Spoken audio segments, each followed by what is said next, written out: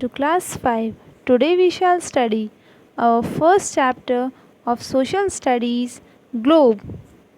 So students, let's start with the content of the chapter.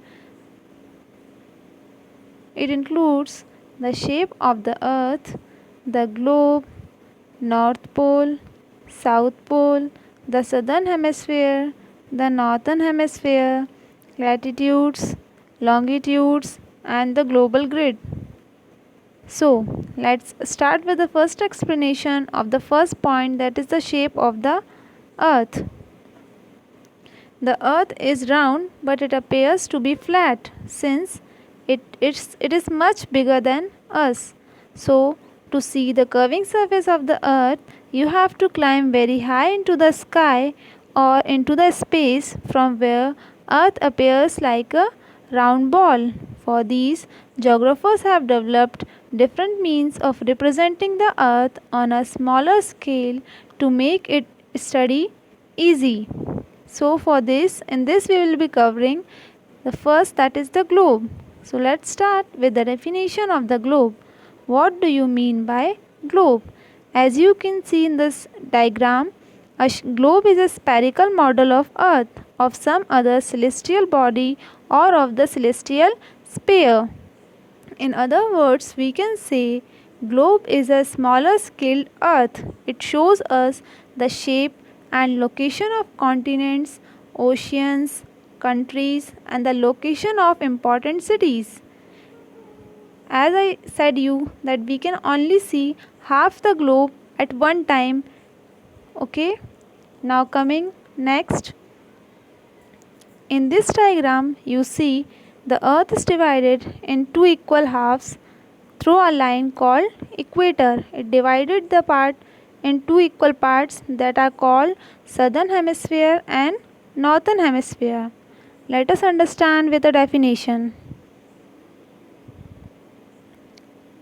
The earth is divided into two equal halves called hemisphere by a line called the equator. The one at the top is called the North Pole.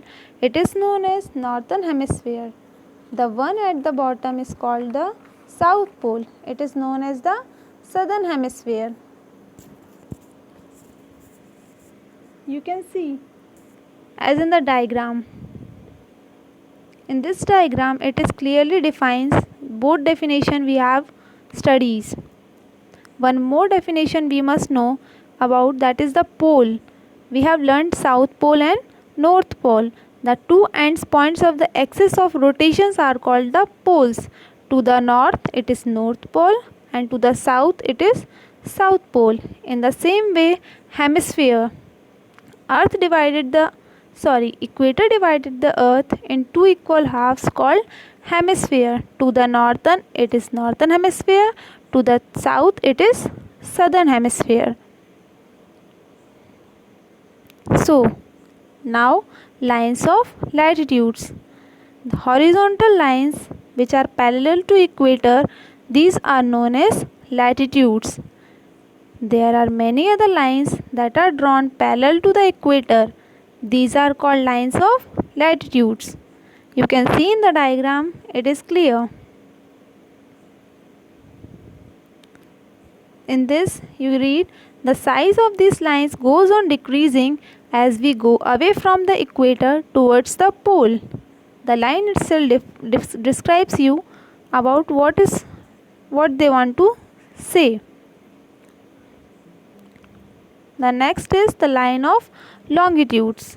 The line that run from the North Pole to the South Pole, all are of equal lengths. In other words, we can say vertical lines drawn are longitudes. They are semicircle that runs from one pole to other pole. The longitude running through the Old Royal Observatory at Greenwich near London is marked 00. It is called the Greenwich meridian or the prime meridian.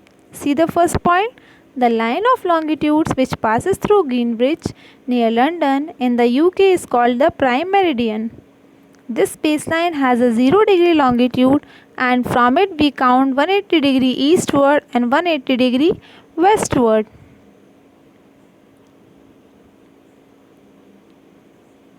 The next is the grid. The latitudes and longitude which intersect each other at right angles from a network is called grid. You can see in the diagram all the lines which are intersecting each other at right angle form a grid.